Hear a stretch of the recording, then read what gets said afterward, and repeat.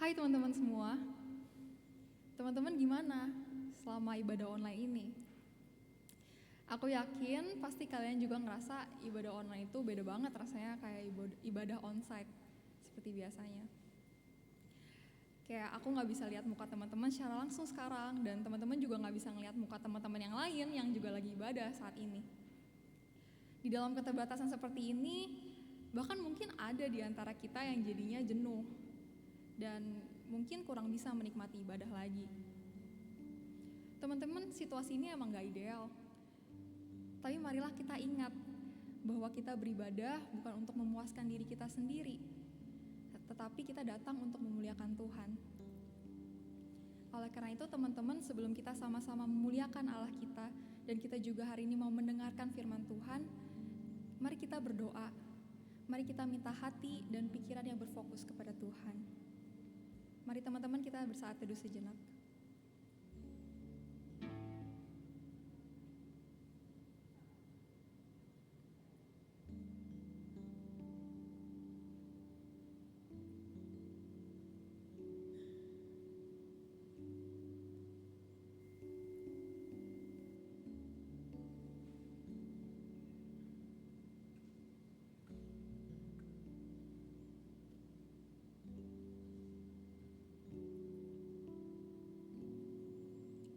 Mari teman-teman, pada saat ini kita mengangkat suara kita.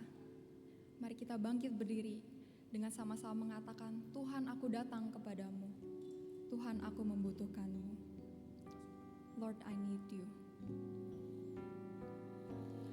Lord, I come, I confess, bowing here, I find my rest.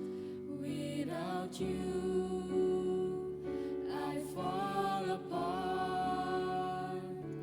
You're the one that guides my heart.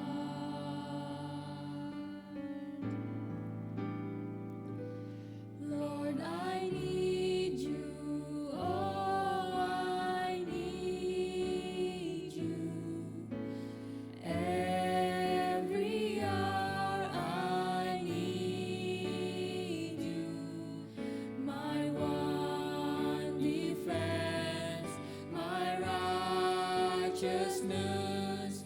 Oh God, how I need you. Where sin runs deep. Where sins runs deep, your grace is more. Where grace is found is where you are. And where you are, Lord, I am free. Holiness is Christ in me. Kita katakan, Lord, I need you. Lord, I need you. Lord, I need you. Oh, I need you. Every hour I need you. My one defense, my righteousness. Oh God, how I need you. So teach my soul to rise to you when temptation comes my way. When I cannot stand, I'll fall on you. Jesus, you're my hope.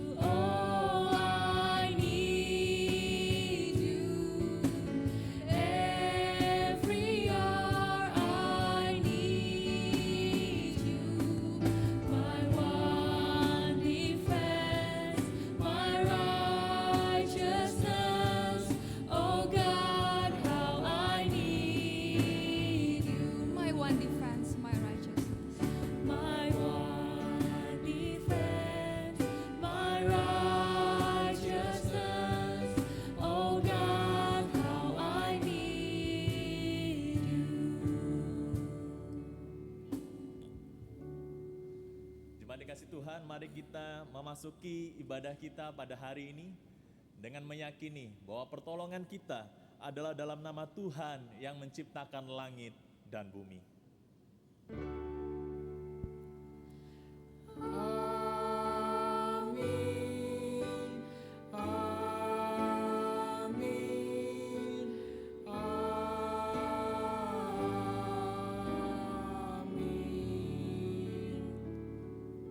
Kasih karunia dan damai sejahtera dari Allah Bapa kita menyertai saudara sekalian.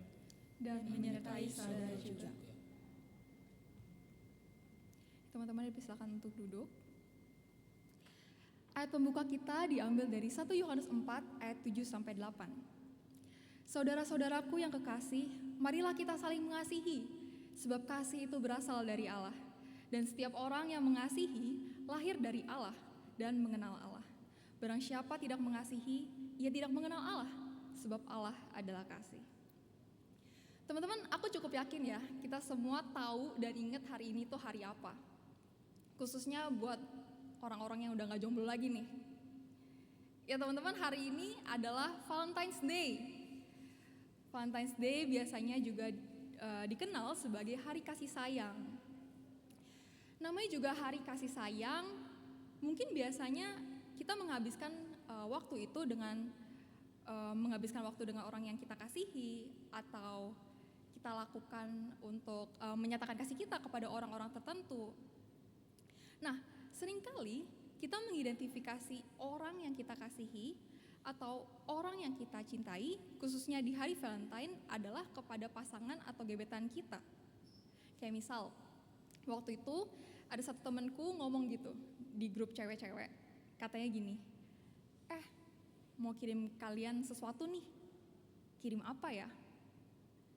Terus dia kirim lagi chat, kalian udah punya pacar, gak jadi deh, bye. Gitu teman-teman. Padahal ketika kita ngomong soal mengasihi, itu sebenarnya tidak terbatas kepada orang-orang tertentu, bukan? Seperti ayat yang tadi kita baca, marilah kita saling mengasihi. Barang siapa tidak mengasihi, ia tidak mengenal Allah, sebab Allah adalah kasih. Di sini kita tahu teman-teman bahwa mengasihi itu bukan sebuah pilihan bagi kita yang mengenal Allah. Mengasihi itu sesuatu yang memang harus ada di dalam diri kita sebagai anak-anak Allah.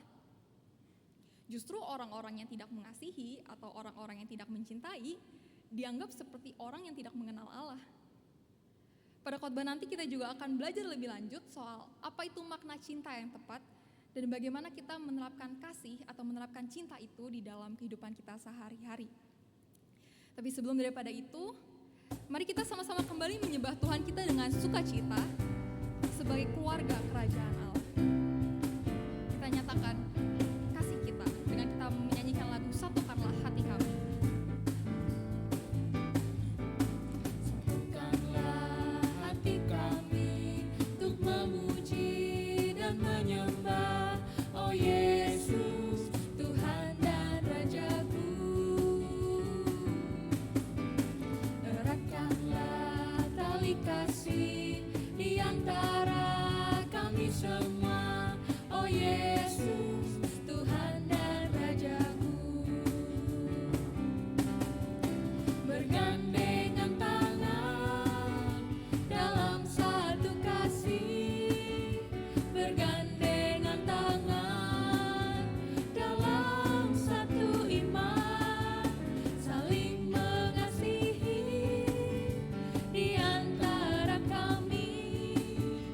Keluarga kerajaan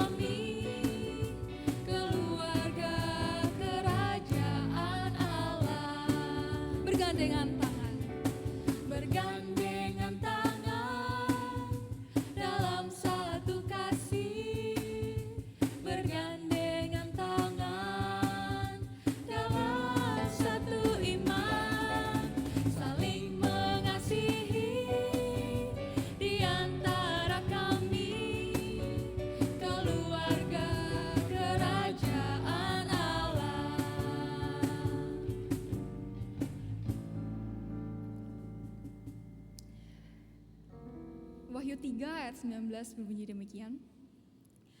Barang siapa kukasihi, ia kutegur dan kuhajar. Sebab itu relakanlah hatimu dan bertobatlah. Teman-teman, ayat ini menarik banget loh buat aku. Yang menarik buat aku adalah ternyata salah satu cara Tuhan mengasihi umatnya adalah menegur dan menghajar. Dan ini make sense teman-teman. Karena dari teguran dan hajaran itu, ia mengharapkan umatnya itu untuk sadar dan bertobat. Teman-teman, kita manusia yang lemah ini mungkin seringkali masih terjebak di dalam perilaku kita yang tidak baik. Perilaku yang kita tahu harus dihajar dan harus ditegur. Dan kadang-kadang ketika kita tahu akan perilaku kita yang tidak baik itu, kadang-kadang kita malu untuk mengakui.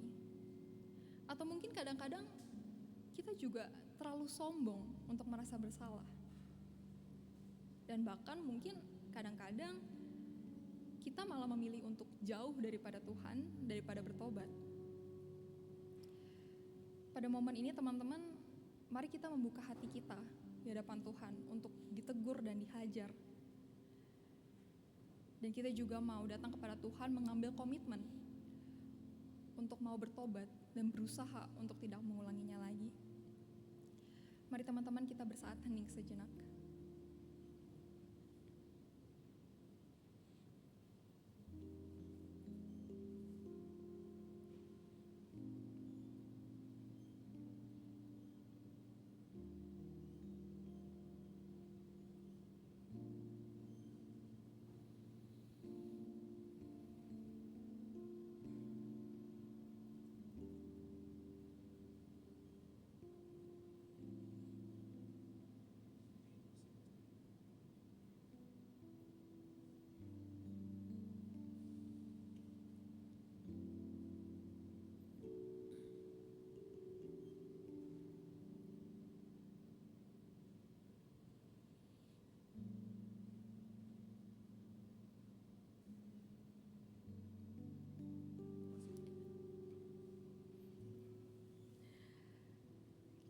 Amin. Jemaat diundang untuk bangkit berdiri. Yohanes 15 ayat 13 sebagai ayat berita anugerah kita mengatakan, tidak ada kasih yang lebih besar daripada kasih seorang yang memberikan nyawanya untuk sahabat-sahabatnya. Teman-teman, Yesus adalah pemilik kasih terbesar itu. Ia memberikan nyawanya bagi kita, sehingga kita tidak lagi menjadi budak dosa, tapi kita dipanggil sebagai sahabat-sahabatnya. Demikian berita anugerah dari Tuhan. Syukur kepada Allah.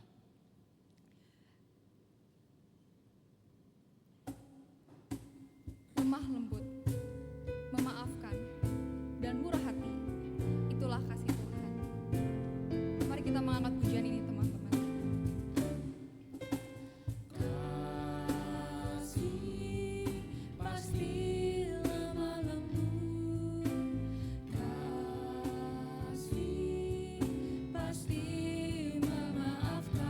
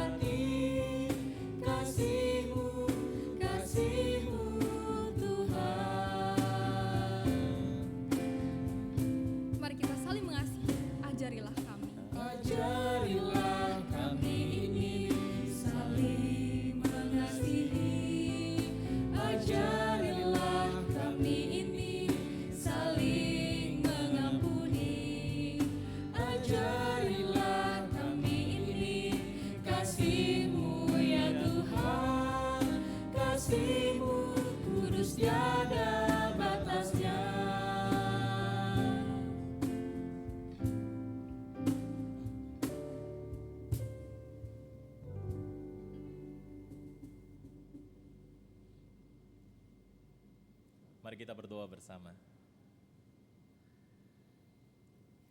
Ajarilah kami Tuhan supaya kami boleh memiliki kasih seperti kasih-Mu yang sungguh mau berkorban bagi kami umat yang tidak layak ini. Secara khusus pada hari ini kami akan membahas satu tema tentang kasih. Suatu hal yang indah dan begitu besar yang Tuhan inginkan kami meneladani Kristus di dalam melakukannya. Tuhan tolong supaya kami diberikan hikmat, supaya kami dapat memahami. Terlebih Tuhan berikan kami kekuatan untuk dapat melakukannya. Tolonglah hamba-Mu Tuhan di tengah keterbatasannya, biarlah kebenaran saja yang keluar dari mulut bibirnya. Di dalam nama Tuhan Yesus kami berdoa. Amin. Shalom jemaat dikasihi Tuhan. Hari ini kita di dalam hari ini tanggal 14 Februari 2021, seperti biasa kita menikmati atau merayakan satu perayaan Hari Kasih Sayang atau Valentine's Day. Hari ini kita akan bersama mendiskusikan satu tema tentang genuine love.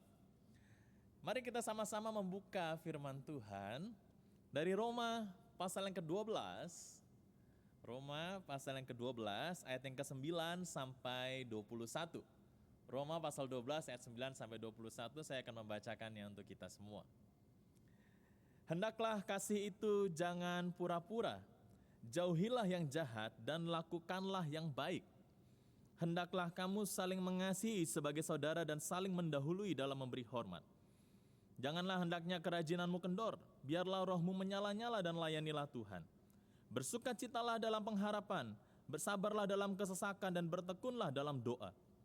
Bantulah dalam kekurangan orang-orang kudus dan usahakanlah dirimu untuk selalu memberikan tumpangan. Berkatilah siapa yang menganiaya kamu, berkatilah dan jangan mengutuk. Bersukacitalah dengan orang yang bersukacita dan menangislah dengan orang yang menangis. Hendaklah kamu sehati sepikir dalam hidupmu bersama. Janganlah kamu memikirkan perkara-perkara yang tinggi, tetapi arahkanlah dirimu kepada perkara-perkara yang sederhana. Janganlah menganggap dirimu pandai. Janganlah membalas kejahatan dengan kejahatan. Lakukanlah apa yang baik bagi semua orang. Sedapat-dapatnya kalau hal itu bergantung padamu, hiduplah dalam perdamaian dengan semua orang. Saudara-saudaraku yang kekasih, janganlah kamu sendiri menuntut pembalasan, tetapi berilah tempat kepada murka Allah. Sebab ada tertulis, pembalasan itu adalah hakku, akulah yang akan menuntut pembalasan, firman Tuhan. Tetapi jika seterumu lapar, berilah dia makan. Jika ia haus, berilah ia minum. Dengan berbuat demikian, kamu menumpukkan bara api di atas kepalanya. Janganlah kamu kalah terhadap kejahatan, tetapi kalahkanlah kejahatan dengan kebaikan. Saya akan memberikan satu ayat yang menjadi satu perhatian kita bersama di dalam Roma 12 ayat yang ke-9. Saya taruh bahasa Indonesia dan bahasa Inggris di sana. Hendaklah kasih itu jangan pura-pura, jauhilah yang jahat dan lakukanlah yang baik. Terjemahan bahasa Inggris mungkin lebih mudah. Let love be without hypocrisy. Abhor what is evil, cling to what is good.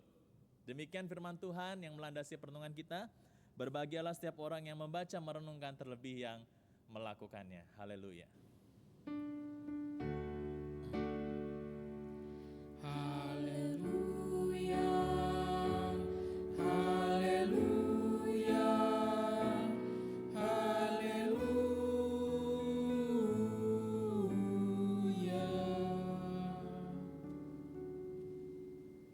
Terima kasih Tuhan, tema kita hari ini genuine love. Terima kasih Tuhan, beberapa waktu lalu saya membaca sebuah berita yang ada di internet pada bulan Agustus secara khususnya pada waktu itu. Diceritakan di berita itu ada seorang nenek yang sudah tua, umurnya 68 tahun. 68 tahun umur yang sudah cukup lanjut usia bagi seorang ibu tua ini. Namun menariknya apa yang membuat saya ini terkesan dengan berita ini. Ternyata diceritakan di berita itu, nenek ini bertemu dengan seseorang pacar online-nya. Ya. Jadi dia umur 68 tahun, lalu suaminya sudah meninggal, lalu dia bermain Facebook, dan di Facebook dia bertemu dengan seorang pria. Selama 3 tahun, nenek dan seorang pria ini menjalin relasi. Ya, nenek ini berada di negara Malaysia. prianya berada di negara lain. Ya memang suami dari nenek ini sudah meninggal, sudah dipanggil Tuhan beberapa tahun sebelumnya. Jadi mungkin di saat nenek ini sedang kesepian, dia itu mencari orang yang biasa diajak ngobrol. Lalu bertemulah dengan seorang pria di Facebook. Menariknya mereka menjalin satu relasi di sana.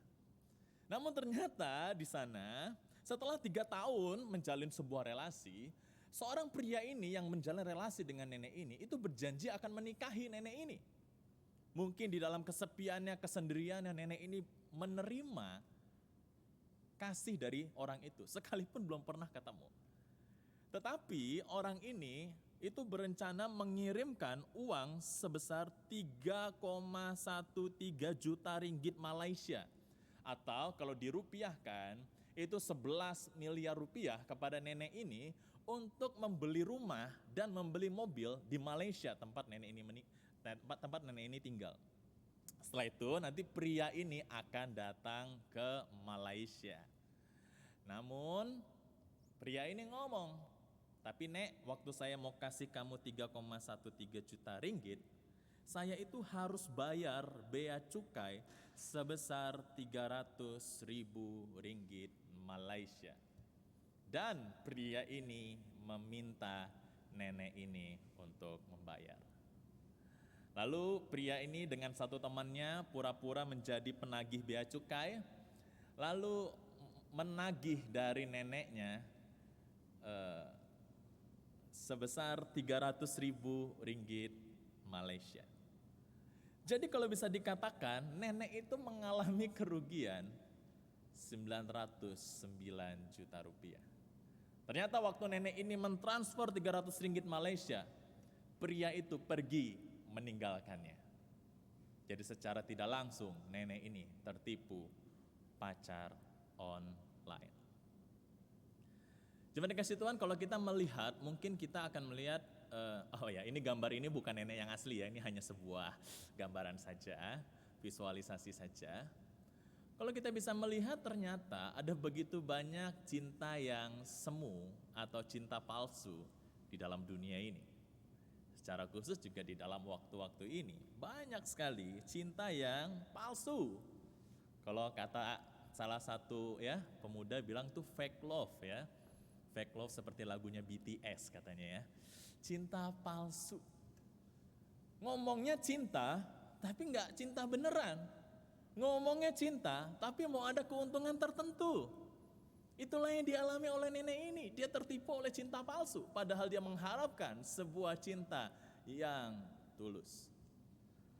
Akhirnya nenek ini harus menderita kerugian 909 juta rupiah. Teman-teman, ternyata ada begitu banyak cinta palsu di dalam dunia ini yang menyebabkan seseorang itu mengalami banyak kerugian. Mungkin nenek ini rugi secara materi, tapi ada begitu banyak orang yang rugi akibat cinta palsu. Itu yang membuat hidupnya semakin kacau dan hancur. Ya, kalau ada istilah, kalau teman-teman yang masa muda itu ada istilah ghosting ya. Ghosting itu buat suka ya, atau tiba-tiba menghilang ya. Ngomongnya cinta, tapi seminggu kemudian atau hilang tanpa ada kabar ya. Ternyata kalau kita membaca teks yang baru saja kita baca, Rasul Paulus mengingatkan kepada jemaat Roma pada waktu itu untuk tidak memiliki cinta yang palsu. Rasul Paulus berkata, hendaklah kasih itu jangan pura-pura, atau di dalam bahasa Inggris, let love be without hypocrisy. Hipokrisi itu adalah kemunafikan, pura-pura. Nah di dalam, boleh next. Di dalam bahasa aslinya, kata pura-pura itu menggunakan kata, oke tolong dibantu aja ya. Kata pura-pura di dalam bahasa Yunani itu menggunakan kata hupokrinomai. Hupokrinomai itu adalah seseorang itu yang pandai menggunakan topengnya. Maka dari kata hupokrinomai ini muncullah kata hipokrit yang baru saja tadi kita baca. Jadi Paulus berkata kepada jemaat Roma, janganlah kamu itu memiliki kasih yang pura-pura, yang pakai topeng, yang gak asli. yang tipu-tipu orang lain. Jangan kamu kasih cinta palsu. Ternyata ada begitu banyak orang yang memiliki cinta palsu. Orang yang memiliki cinta palsu setidaknya itu ada 3 hal yang saya tulis di sini. Sebenarnya ada banyak hal sekali, tapi ada beberapa hal yang saya tulis ini menjadi perhatian kita bersama. Pertama, orang yang memiliki cinta palsu itu mencari keuntungan untuk dirinya sendiri. Mencari keuntungan untuk dirinya sendiri. Jadi fokusnya adalah dirinya. Seperti pria tadi yang menipu nenek itu, dia fokusnya adalah saya mendapatkan keuntungan, saya mendapatkan uang. Ketika saya membual dengan bahasa-bahasa kasih, tujuan saya itu bukan untuk menyenangkan dia. Tujuan saya itu bukan untuk memuaskan dia, tapi tujuan saya adalah untuk saya mendapatkan keuntungan. Keuntungannya apa? Bisa uang. Ya, bisa apa lagi? Orang yang fake love seperti ini, bisa fasilitas. Bisa apa lagi? Bisa pengen diajarin supaya saya ini dapat contekan, supaya saya ini dikasih duit, supaya saya ini itu dan segala macam, supaya saya dijajanin, dibelanjain, matre segala macam. Banyak ini tuh cinta-cinta palsu yang ada di dalam dunia ini. Mengerikan ya. Yang kedua, orang yang cinta palsu itu juga adalah ciri-cirinya karena dia tidak mau kesepian. Ya daripada saya kesepian, mendingan saya ada orang lain yang nemenin saya chatting, yang nemenin saya teleponan setiap hari. Nah ini juga cinta palsu, jadi fokusnya ke siapa? Ke saya lagi. Supaya saya kesepian, supaya saya, dan saya. Yang ketiga, cinta palsu itu juga bisa dikatakan orang yang takut menghadapi konflik. Kenapa? Jadi dia cuma iya-iya aja sama pasangannya. Padahal dia itu gak setuju. Ya daripada saya konflik, saya iya-iya aja. Nah jadi sebenarnya orang yang cinta palsu itu fokusnya kemana? Ke saya. Fokusnya semua cinta palsu itu ke saya. Keuntungannya untuk saya. Kalau saya dapat yang baik, kalau saya untung, maka itu menjadi satu keuntungan yang baik untuk saya. Nah teman-teman, itulah cinta palsu. Cinta yang tidak asli. Nah jemaat, Paulus mengatakan kepada jemaat di Roma, jangan kamu memiliki cinta palsu. Bahkan dia mengatakan, jauhilah yang jahat dan lakukanlah yang baik. Dengan kata lain, Paulus berkata bahwa cinta palsu itu adalah sesuatu hal yang jahat. Lalu bagaimana supaya kita bisa memiliki cinta yang sejati? Paulus berkata dengan kata lain, ketika kamu tidak memiliki kasih yang palsu, kamu harus memiliki cinta yang sejati. Teman-teman, cinta sejati itu seperti apa sih? Next. Nah, cinta sejati lahir dari orang yang pernah mengalami cinta sejati juga. Saya ulang ya. Cinta sejati lahir dari orang yang mengalami, yang pernah mengalami cinta sejati juga. Kata yang saya highlight di sana adalah pernah mengalami. Kenapa? Karena ada banyak orang yang tahu tentang cinta sejati, tapi dia nggak bisa melakukannya. Kenapa? Karena dia nggak pernah mengalami itu. Jadi cinta sejati itu merupakan sebuah experience yang harus kita lakukan dulu, yang harus kita terima dulu, sehingga dengan modal itu kita bisa mengasihi orang lain. Nah teman-teman, kalau teman-teman membaca seluruh kitab Roma ini, teman-teman akan menyadari bahwa Roma 1 sampai Roma pasal yang ke-11 itu berbicara tentang doktrin kekristenan yang sangat kuat sekali. Paulus menyatakan di sana semua orang telah berbuat dosa, namun anugerah Allah ada di sana. Namun ketika masuk ke dalam pasal yang ke-12, Paulus itu mulai masuk ke dalam hal-hal yang praktikal di sana. Apa hal-hal yang praktikal? Ya, Paulus berkata, karena kita ini semua adalah umat pilihan Allah, maka dari itu persembahkanlah hidupmu sebagai persembahan yang kudus yang berkenan kepada Allah. Itu adalah ibadahmu yang sejati. Artinya ketika Paulus berbicara di ayat yang ke-9 ini, hendaklah kita memiliki kasih yang sejati, artinya dia berbicara sama orang-orang yang telah mempersembahkan hidupnya kepada Tuhan. Dengan kata lain, Paulus ingin berkata seperti ini, bahwa orang yang bisa melakukan cinta sejati, yang pertama kali adalah orang yang pernah mengalami cinta sejati itu dari Tuhan. Jadi orang yang sungguh-sungguh mempersembahkan dirinya kepada Tuhan. Orang yang sadar bahwa dirinya telah berdosa. Lalu dia merasakan kasih Tuhan yang hadir, yang menyelamatkan hidupnya. Sehingga dia dengan sadar, dengan keinginan hatinya yang penuh menyerahkan dirinya kepada Tuhan. Itu orang yang mengalami kisah cinta sejati. Jadi dia mengalami cinta sejati yang utama dan terutama adalah dari Tuhan. Jadi dia tahu, dia merasakan Tuhan begitu mencintai saya orang yang hina ini. Sehingga saya begitu merasakan intimasi bersama dengan Tuhan. Dan saya bisa mengasihi orang lain. Ya. Itu yang utama dan terutama. Yaitu orang yang sungguh-sungguh telah lahir baru. Orang yang sudah mengalami Tuhan. Pasti dia bisa memberikan cinta sejati. Karena dia telah mengalami cinta sejati itu dari Tuhan. Mengapa saya katakan kata pernah mengalami itu penting? Contoh ya, kalau kita membaca di Alkitab, ada begitu banyak orang yang tahu tentang firman Tuhan. Tahu, hafal firman Tuhan, khatam. Hafal dari semua dari awal sampai akhir. Yaitu siapa? Ahli-ahli Taurat dan orang Farisi. Pertanyaannya, mereka mengasihi enggak?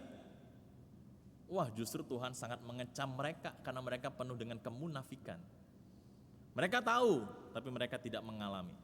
Tapi kita lihat orang-orang ahli Taurat, orang Farisi yang bertobat, seperti contohnya Nikodemus dan lain-lain yang bertobat kepada Tuhan. Itu mereka langsung memberikan hatinya seutuhnya kepada Tuhan. Bahkan Paulus sekalipun, yang adalah ahli Taurat yang paling kejam, ketika dia mengalami perjumpaan dengan Tuhan, dia bisa menunjukkan kasihnya yang murni kepada orang lain. Jadi orang yang mengalami cinta sejati itu, dia itu bisa memberikan cinta sejati itu. Ini penting sekali. Maka itu saya mau tanya sama teman-teman, bagaimana relasi kita dengan Tuhan selama ini? Kita gak akan pernah bisa memberikan cinta sejati kalau kita gak pernah merasakan kasih itu dari Tuhan. Seperti gambar itu ya, seperti hati kita tuh butuh di charge sebenarnya. Karena kalau hati kita kosong akan kasih, bisa gak kita mengasihi? Gak akan bisa. Kita tuh butuh modal untuk mengasihi. Dan Tuhan sudah kasih sebenarnya. Makanya sebuah tanda tanya besar kalau kita orang Kristen, tapi kita masih hidup di dalam cinta yang palsu. Itu yang pertama. Pernah mengalami cinta sejati dari siapa? Dari Tuhan. Itu yang pertama. Yang kedua, kita sadar bahwa kita adalah manusia berdosa. Yang hidup setiap orang itu menurut konteksnya masing-masing. Keluarganya berbeda masing-masing.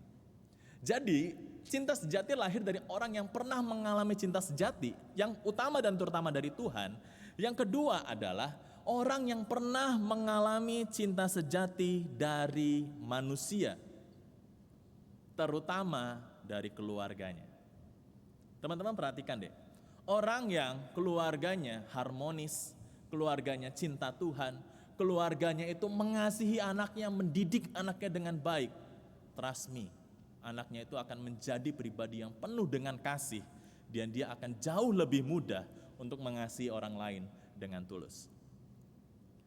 Tetapi keluarga yang mohon maaf ya, yang broken home, ya, yang timpang, yang banyak sekali pertengkaran di dalamnya, ya, kita tahu bahwa keluarga masing-masing punya pergumulannya masing-masing. Ketika ada begitu banyak kekerasan di rumah, gak pernah disayang, orang-orang seperti ini tuh sebenarnya menjadi orang yang sulit, lebih sulit untuk mengasihi orang lain. Kenapa? Karena mereka nggak dapat contoh itu. Mereka tuh nggak merasakan kasih itu dari keluarganya. Mereka nggak mendapatkan kasih itu dari orang-orang sekitarnya yang dia pikir dia seharusnya dikasihi. Sehingga ketika dia mau mengasihi orang lain dengan modal yang sedikit, kualitas kasihnya akan jauh berbeda dari orang yang dari kecil sudah dikasihi. Jadi coba kita merenungkan hal ini. Kita mengintrospeksi diri kita. Apakah selama ini di dalam fase seluruh kehidupan kita tuh sudah pernah mengalami kasih dari orang-orang sekitar atau belum? Kalau belum gimana? Nah, ini satu hal yang penting. Yang pertama, kasih Tuhan itu mengcover semuanya secara khusus ya. Saya percaya kasih dari manusia itu penting. Tapi saya lebih percaya lagi, kasih dari Tuhan jauh lebih berkuasa daripada kasih manusia. Maka dari itu bangunlah relasi dengan Tuhan. Cintailah Tuhan, hiduplah dekat dengan Tuhan. Itu bisa menolong kita mendapatkan modal untuk kita mengasihi orang lain. Yang kedua adalah kita aware, kita sadar bahwa kita ini ada banyak fase kehidupan di mana kita dibentuk, kita tuh kurang kasih. Misalnya, ini kasih sama teman, sama pasangan, sama siapapun ya. Misalnya kita sulit untuk ngomong ke seseorang I love you. Kenapa? Karena mungkin selama ini kita gak pernah ngomong I love you. Tapi ada gak orang yang keluarganya setiap hari mau pergi ngomong I love you dad, I love you mom, I love you son. Dia akan lebih mudah ngomong ke temannya, ngomong ke pasangannya I love you. Nah kita memahami, oh iya saya ini selama ini gak pernah ngomong I love you. Maka itu saya mau belajar untuk ngomong I love you sekalipun sulit. Nah itu. Dan mungkin ada banyak kondisi-kondisi lain yang mungkin setiap keluarga itu berbeda konteksnya.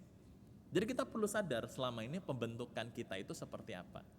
Sehingga ketika kita mau menjalin relasi dengan orang lain, entah dengan pasangan, entah dengan sahabat, dengan orang tua, keluarga, siapapun, kita tuh menunjukkan kasih yang murni, yang lahir dari kasih dengan tulus dari Tuhan. Dan yang kedua, kita sadar supaya jangan sampai kasih yang kita berikan itu justru malah melukai orang lain. Nah, sebenarnya contoh Paulus menuliskan di sini, contoh orang yang sungguh-sungguh memiliki kasih sejati itu seperti apa? Saya memberikan 3 saja ya. Sebenarnya ada banyak hal Paulus tulis di dalam satu perikop ini, tetapi ada 3 hal. Pertama, yaitu menghormati satu sama lain. Yang pertama, menghormati satu sama lain. Ayat yang ke-10 Paulus berkata, hendaklah kamu mengasihi sebagai saudara dan saling mendahului dalam memberi hormat. Kasih itu pasti menghormati. Ngomongnya sopan, ngomongnya baik, ngomongnya lembut. Kasih itu juga menghormati. Menghormati apa? Menghormati kesucian dari temanmu. Menghormati kesucian dari pasanganmu. Engkau tidak akan bertindak sesuatu yang tidak sesuai dengan firman Tuhan. Kau harus bertindak sesuai dengan firman Tuhan. Kau akan menghormati dia. Kau gak akan bertindak sesuatu yang buruk kepada dia. Itu kasih. Kasih yang murni, kasih yang tulus, kasih yang sejati. Yang kedua, Paulus berkata adalah, orang yang memiliki kasih yang murni adalah berjuang dan berkorban bagi orang lain. Berjuang dan berkorban bagi orang lain. Ayat yang ke-11. Ini ayat yang paling sering kita pakai untuk pelayanan juga ya. Janganlah hendaknya kerajinanmu kendor, biarlah rohmu menyala-nyala dan layanilah Tuhan. Teman-teman ini ngomong tentang apa? Pelayanan, betul gak? Betul, bisa gak dipakai untuk pelayanan? Bisa, tapi harus tahu konteksnya. Konteks ayat ini lagi ngomongin tentang apa? Di dalam satu perikop ngomongin tentang kasih. Artinya Paulus ingin ngomong apa ke kita semua? Waktu kita bekerja, berkorban, melayani, itu adalah wujud kita mencintai Tuhan dan sesama kita. Bahkan Paulus bilang, janganlah kerajinanmu kendor. Artinya kita harus apa? Terus berjuang dan berkorban bagi orang lain. Paulus berkata, bersukacitalah dalam pengharapan, sabarlah dalam kesesakan, dan bertekunlah dalam doa. Jadi kasih yang sejati adalah kasih yang mau berjuang dan berkorban bagi orang lain. Yang ketiga, kasih yang sejati adalah membalas kejahatan dengan kebaikan. Kalau teman-teman baca ayat 14, 17 sampai ayat 21, itu sebuah hal yang sulit sekali dilakukan oleh manusia yang berdosa. Karena Paulus berkata di sana, hendaklah kamu membalas kejahatan dengan kebaikan. Atau dia menulis begini, hendaklah kamu memberkati orang yang mengutuk kamu. Teman-teman, kalau kita dikatain sama teman kita, respon yang pengen kita lakuin apa? Ya katain balik lah. Itu manusiawi banget gak sih? Misalnya dikatain kamu ini kurang pintar, ya kamu juga pengen bales. Ya kamu juga kurang pintar. Misalnya kamu jelek, kamu lebih jelek lagi. Wah terus dikata-katain gitu ya. Tapi Paulus bilang, hendaklah kamu memberkati orang yang mengutuk kamu. Bisa nggak kalau misalnya kamu dikatain, oh kamu bodoh, God bless you bro. Wah, itu sebuah kalimat yang mungkin sulit sekali kita lakukan bagi orang yang menyakiti kita. Tapi Paulus bilang, kasih adalah membalas kejahatan dengan kebaikan. Kita nggak akan pernah bisa melakukan hal ini dengan kekuatan kita sendiri. Kita perlu kekuatan dari Tuhan. Hanya kasih Tuhan yang bisa memampukan kita untuk kita memberkati orang yang menyakiti kita. Hanya kasih Tuhan yang mampu menolong kita. Kenapa? Karena bagi manusia ini impossible. Nggak mungkin. Jiwa manusia itu pengennya membalas kejahatan dengan kejahatan. Tapi kalau kita bersandar kepada Tuhan, menyerahkan hidup kita kepada Tuhan, saya yakin kita bisa. Kenapa? Karena Tuhan sudah melakukannya. Ketika di atas kayu salib, Yesus mati di sana, mau mati nih dia. Dia disiksa, dia dipecut segala macam ya, dipukulin berkali-kali, bahkan disalib. Tetapi waktu dia di atas kayu salib, dia masih bisa mengucapkan kata berkat bagi orang yang menganiaya dia. Dia berkata, Tuhan ampunilah mereka sebab mereka tidak tahu apa yang mereka perbuat. Wah, ini sebuah kata yang lahir dari orang yang mencintai kita begitu rupa. Dia begitu luar biasa, dia tidak membalas kejahatan dengan kejahatan. Tapi dia justru membalas kejahatan dengan sebuah berkat yang luar biasa, yaitu dia mengucapkan berkat-berkat kepada orang itu. Teman-teman, ternyata kalau kita bersandar kepada Tuhan, kita bisa melakukannya. Siapa tokoh Alkitab yang mengikuti teladan Yesus Kristus begitu hebat, memberkati orang yang menganiaya dia? Stefanus. Ketika Stefanus mau mati, dia ngomong begini sama Tuhan, Tuhan jangan limpahkan dosa kepada mereka, karena mereka tidak tahu apa yang mereka perbuat. Dari mana kekuatan Stefanus bisa melakukan hal itu? Dari Tuhan. Maka dari itu teman-teman, ketika kita merayakan hari raya kasih ini, tanggal 14 Februari, pertanyaannya begini, apakah kita sudah memiliki kasih yang murni? Bukan hanya kepada pasangan kita, gebetan kita, tapi kepada semua orang. Kepada keluarga kita ya. Kita hormat sama keluarga kita, sama orang tua kita, sama kakak adik kita. Ngomongnya yang sopan, ngomongnya yang baik. Sama pasangan kita, sama teman kita, kita juga sopan ngomongnya yang baik. Yang kedua, kita berjuang dan berkorban bagi orang lain atau enggak? Bagi keluarga kita berkorban enggak? Bagi teman, bagi pasangan kita berkorban enggak? Yang ketiga, membalas kejahatan dengan kebaikan. Itu adalah titik tertinggi dari orang yang memiliki kasih yang murni. Kalau teman-teman lihat, perbedaan antara genuine love dan fake love itu sangat jelas berbeda. Cinta palsu fokusnya ke saya. Tapi genuine love fokusnya kepada orang lain. Karena pada dasarnya kasih itu adalah memberi. Dari mana kita tahu? Dari Kristus yang menunjukkannya kepada kita semua. Sudahkah kita memiliki genuine love? Yang sungguh-sungguh mau memberi kepada orang lain. Yang menghormati, mau berkorban dan membalas kejahatan dengan kebaikan. Mother Teresa pernah mengucapkan kata-kata ini. Wah, gak kebaca ya, sebentar ya. Mother Teresa pernah mengucapkan kalimat ini. Do not think that love in order to be genuine has to be extraordinary. Jangan berpikir bahwa cinta yang tulus itu harus suatu hal yang spektakuler. What we need is to love without getting tired. Be faithful in small things because it is in them that your strength lies. Yang kita butuhkan adalah kita tidak jemu-jemu untuk mengasihi. Setialah dalam perkara kecil, dan itu akan memberikan kekuatan kepadamu. Dan terakhir, Mother Teresa bicara juga demikian. This is the meaning of true love, to give until it hurts. This is the meaning of true love, to give, perhatikan, to give, untuk memberikan sesuatu. Memang cinta itu adalah berkorban. Hari ini ketika kita memasuki masa-masa Valentine, masa-masa kasih, ketika kita memberikan kepada orang lain, apakah itu lahir dari cinta yang murni? Kalau selama ini kita hanya memiliki fake love, ya, cinta palsu yang hanya mencari keuntungan bagi diri sendiri, sadarlah, itu bukan cinta yang Tuhan tuntut. Cinta yang Tuhan mau adalah kita mengasihi orang lain dengan kita berkorban, memberi banyak kepada mereka. Karena itulah yang Tuhan lakukan bagi kita. Mari rayakan cinta ini dengan cinta yang sejati, karena pada dasarnya cinta sejati adalah cinta yang sungguh-sungguh datang dari Allah, Bapa kita di surga. Selamat merayakan hari kasih sayang. Selamat menyatakan kasih itu kepada orang lain dengan memberikan tindakan-tindakan yang tepat kepada orang lain. Amin. Mari kita berdoa bersama.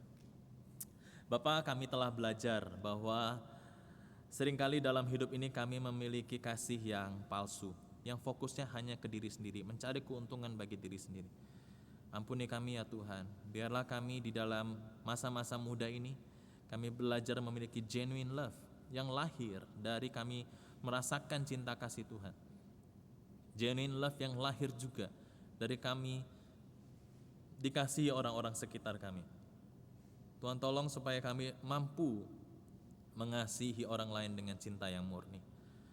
Tuhan tolong ya Tuhan, berikan kami kekuatan, berikan kami hikmat ketika kami tidak mampu mengasihi orang lain. Biarlah anugerah dari Tuhan memampukan kami. Secara khusus dalam merayakan hari kasih sayang ini, kepada keluarga, sahabat, rekan, pasangan kami, kekasih kami memohon kiranya kasih yang dari Allah Bapa itu memampukan kami menunjukkan kasih yang murni kepada orang lain. Terima kasih Bapa, ini doa kami.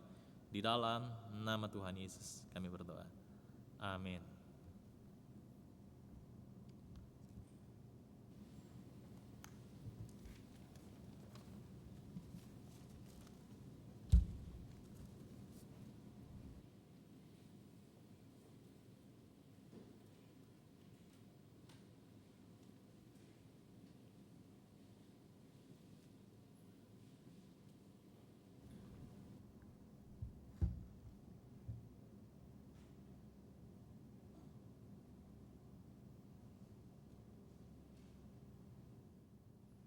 Jemaat Dewasa Muda dan Jemaat Youth and Teen yang terkasih, marilah kita bersama dengan umat Tuhan dari segala abad dan tempat mengakui iman percaya kita seturut dengan pengakuan iman rasuli yang demikian bunyinya.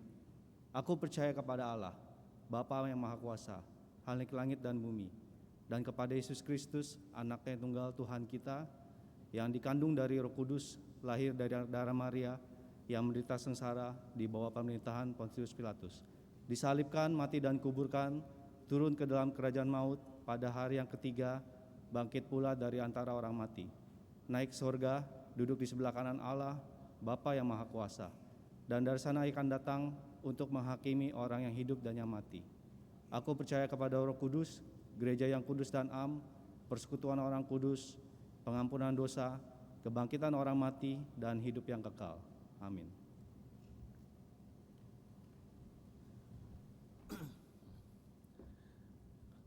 Kita akan masuk ke dalam doa syafaat. Kita akan berdoa bagi beberapa hal. Mari kita tundukkan kepala, kita berdoa bersama. Bapa di surga, kami bersyukur kalau Tuhan memberikan kami kesempatan untuk kami menaikkan pokok doa syafaat kami. Saat ini kami bersatu hati Tuhan berdoa bagi kondisi pandemi di Indonesia maupun dunia. Kami bersyukur untuk vaksin yang sudah ditemukan, kiranya ini boleh berguna dengan baik di dalam tubuh kami. Yang berdoa untuk penyebarannya supaya merata dan semua orang boleh mendapatkannya. Tapi kami juga berdoa Tuhan bagi mereka yang masih terkena virus ini Tuhan, yang bergumul di dalam rasa sakitnya. Tuhan, kasihanilah kami. Biar Tuhan yang melawat, Tuhan yang menghibur, Tuhan yang menguatkan. Terkhusus juga untuk jemaat-jemaat kami yang mengalami hal ini. Biarlah kasih karunia Tuhan menyertai dan menguatkan mereka. Kami berdoa biarlah melalui makanan, minuman, obat-obatan, ataupun usaha medis apapun itu Tuhan, mujizat Tuhan dinyatakan sehingga dia mengalami kesembuhan yang sempurna. Tuhan, kasihani kami. Kami juga bersatu hati berdoa bagi pekerjaan kami yang mungkin terkena dampak dari pandemi ini. Tuhan berikan hikmat supaya kami juga boleh memikirkan hal yang terbaik di dalam pekerjaan kami, sehingga melalui pekerjaan kami yang kami kerjakan dengan jujur di hadapan Tuhan, boleh mendatangkan berkat yang melimpah dari Allah surgawi. Kami juga berdoa bagi rekan-rekan yang sedang studi SMP, SMA, dan kuliah. Mungkin di dalam kejenuhannya Tuhan berikan semangat, Tuhan terus kobarkan di dalam diri kami untuk kami mau terus belajar dengan baik dan mempertanggungjawabkan hasilnya di hadapan Tuhan. Secara khusus kami berdoa bagi rekan-rekan kelas 11 dan 12 dan juga mungkin kelas 8, 9 yang mencari jurusan yang tepat. Tuhan berikan hikmat supaya mereka boleh mengenali apa panggilan Tuhan dalam hidup mereka, sehingga mereka boleh mendapatkan jurusan yang tepat dan tempat sekolah, tempat kuliah yang tepat juga. Kami juga berdoa bagi jemaat Tuhan yang mungkin ada banyak mengalami pergumulan. Kami memohon kiranya Tuhan di dalam setiap langkah hidup kami mohon penyertaan Tuhan. Jangan lepas tangan kami Tuhan, dan biarlah kami tetap terus juga menggandeng tangan Tuhan. Terima kasih Bapa, dengar doa kami, karena kami menaikkan doa ini hanya di dalam nama Tuhan kami, Yesus Kristus. Amin.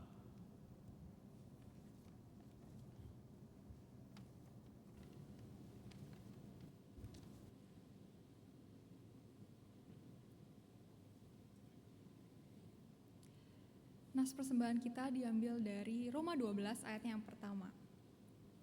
Karena itu, saudara-saudara, demi kemurahan Allah, aku menasihatkan kamu, supaya kamu mempersembahkan tubuhmu sebagai persembahan yang hidup, yang kudus, dan yang berkenan kepada Allah. Itu adalah ibadahmu yang sejati. Teman-teman, mari kita memberikan persembahan kita, bisa melalui bank transfer atau scan barcode yang telah tertera di layar.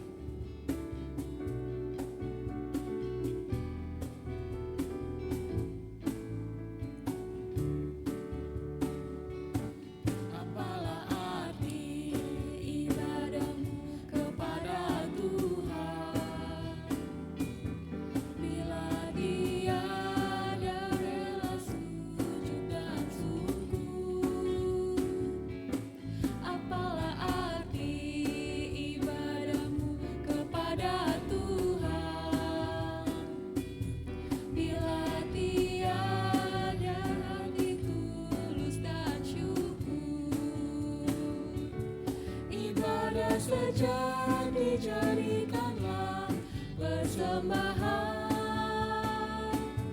ibadah sejati kasihilah sesamamu, ibadah sejati yang berkenan bagi Tuhan, jujur dan tulus ibadah murni bagi Tuhan. Marilah ikut melayani orang berkeluh. Marilah ikut melayani orang berkeluh, agar iman tetap kuat serta teguh. Itulah tugas pelayanan juga panggilan, persembahan yang berkenan bagi Tuhan. Ibadah sejati jadikanlah persembahan, ibadah sejati kasihilah sesamamu, ibadah sejati yang berkenan bagi Tuhan, jujur dan tulus ibadah murni bagi Tuhan. Kita ulangi lagu ini sekali lagi. Berbahagialah orang yang hidup beribadah.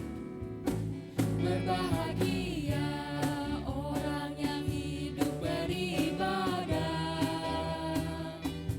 yang melayani orang susah dan lemah, dan penuh kasih menolong orang yang terbeban.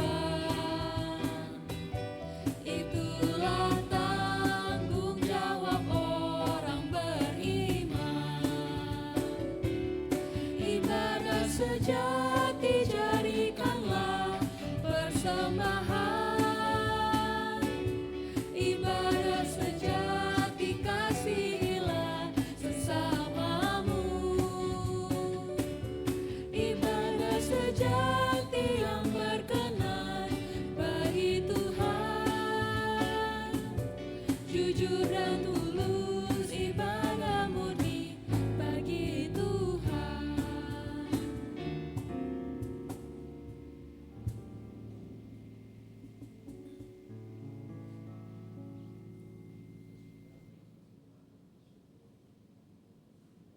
pada hari ini Tuhan, kami juga bersyukur atas firman-Mu yang telah kami dengar Tuhan. Mampukan kami untuk juga melaksanakannya dalam kehidupan kami sehari-hari. Ya Bapa, kami juga bersyukur atas persembahan yang boleh kami berikan Tuhan. Kiranya Kau mau tolong berkati setiap aktivis, setiap pengurus yang mengelola Tuhan, agar boleh bijak dalam memakainya Tuhan, agar untuk digunakan untuk kemuliaan-Mu saja Bapa. Terima kasih Tuhan, dalam nama Tuhan Yesus Kristus kami telah berdoa dan bersyukur. Amin. Ya teman-teman, biarlah firman Tuhan yang telah tadi kita dengar tidak berlalu begitu saja, tapi mari kita melakukan dalam kehidupan kita hari lepas hari. Mari kita nyatakan kasih kita kepada keluarga kita, teman kita, bahkan musuh kita, karena itulah yang dikehendaki Allah sebagai anak-anaknya. Mari kita menyanyikan lagu Ku Kasihi Kau dengan kasih Tuhan.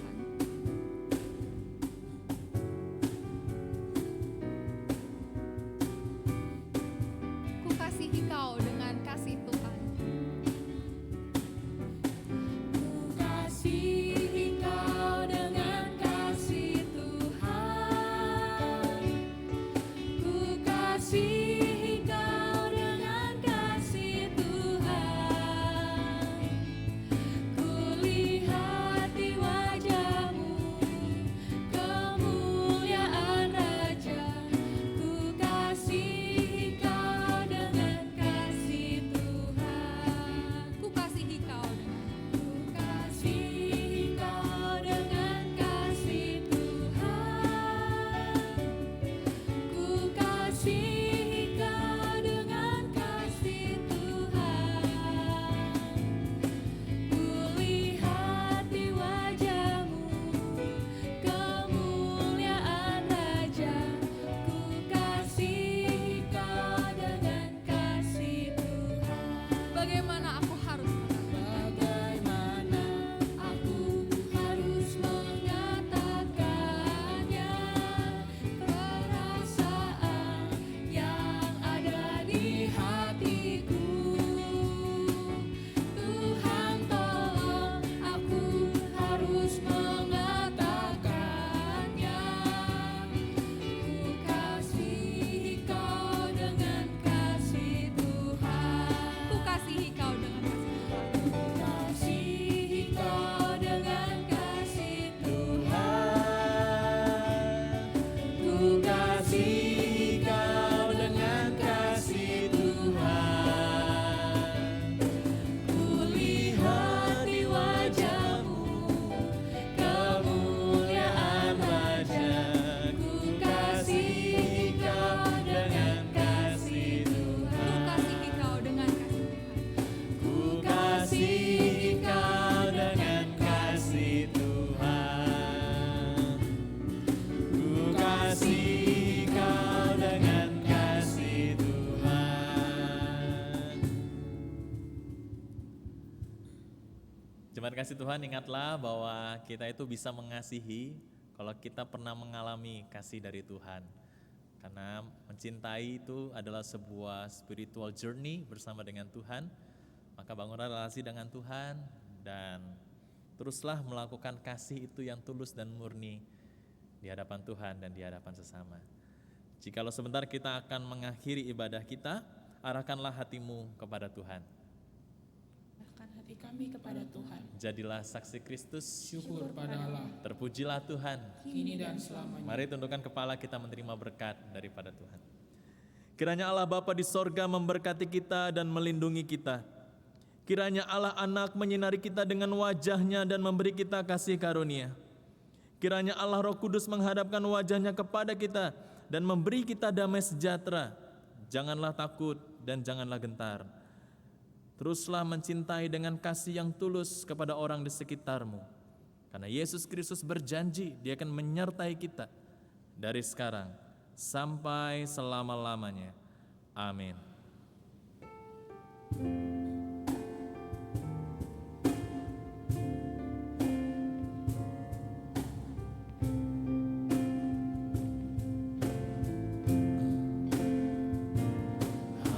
Haleluya, haleluya, haleluya, amin.